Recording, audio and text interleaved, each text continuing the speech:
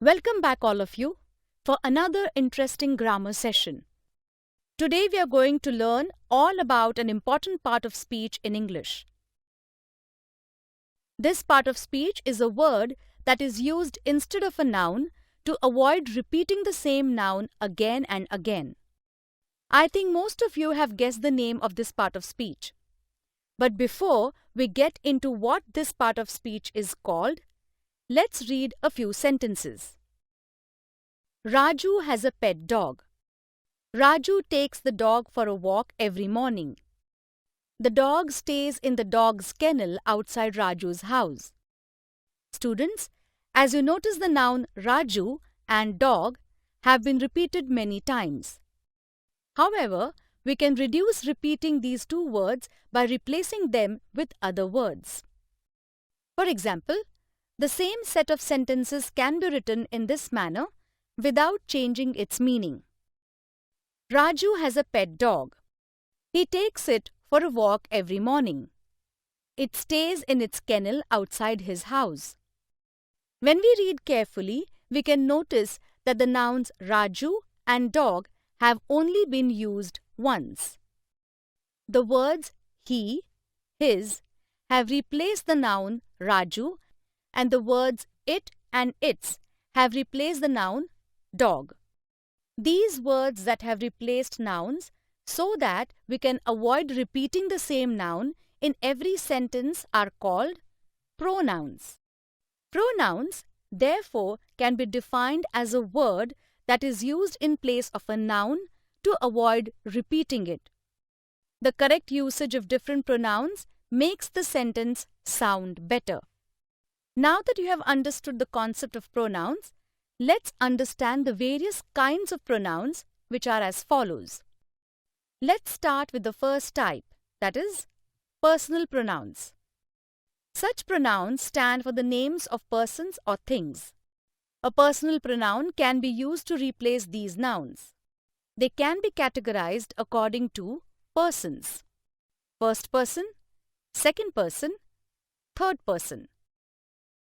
A first-person pronoun is used when the person talks about himself or herself. I eat an ice cream.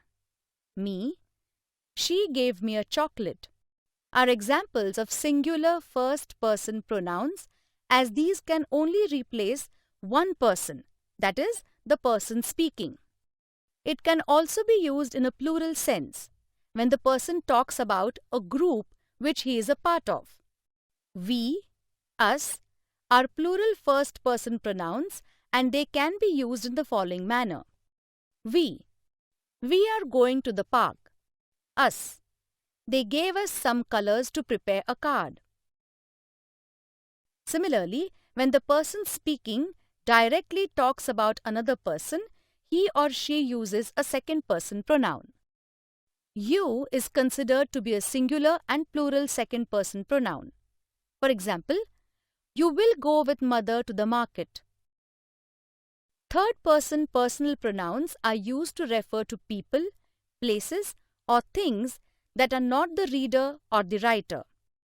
Pronouns like he, she, it are singular third-person pronouns and can be used in the following manner. He gave a toy to the poor child. She likes pets a lot. It is an old book. On the other hand, they, them are plural third-person pronouns.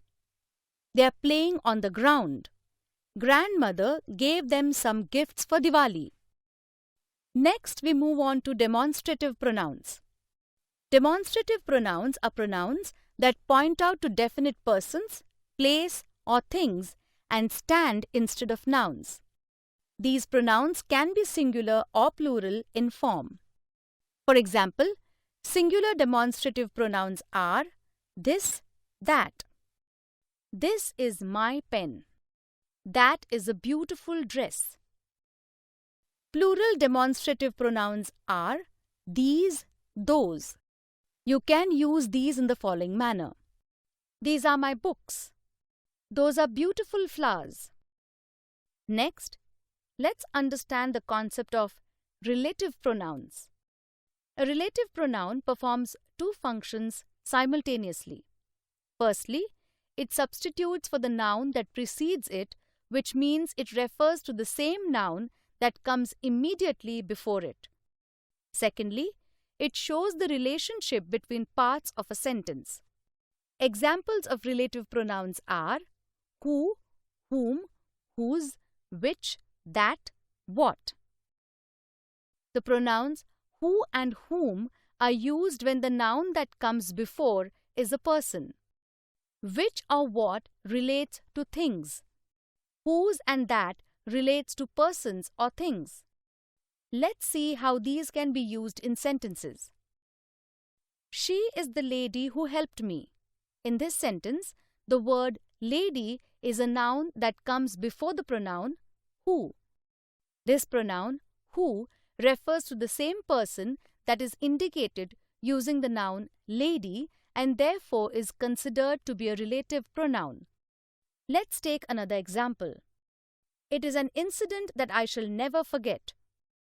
Here, the noun incident is a thing and it comes immediately before the pronoun that, which again refers to the same thing. The word that is a relative pronoun in this sentence. The next type of pronoun we will be dealing with is an interrogative pronoun. The pronouns which are used to ask questions are called interrogative pronouns. Examples of such pronouns are who is used to ask questions about people in general. Whose is used to refer to the person who owns the thing or person. Whom is used to ask questions about people. Which is used to identify a particular person or thing in a group. What is used to ask questions about things in general when the answer is an open one. The examples given using different interrogative pronouns are used to refer to different things or people, but are used at the start when a question is asked. The last type of pronoun we will be discussing is a reflexive pronoun. When the action done by the subject reflects upon the subject itself, it is called a reflexive pronoun.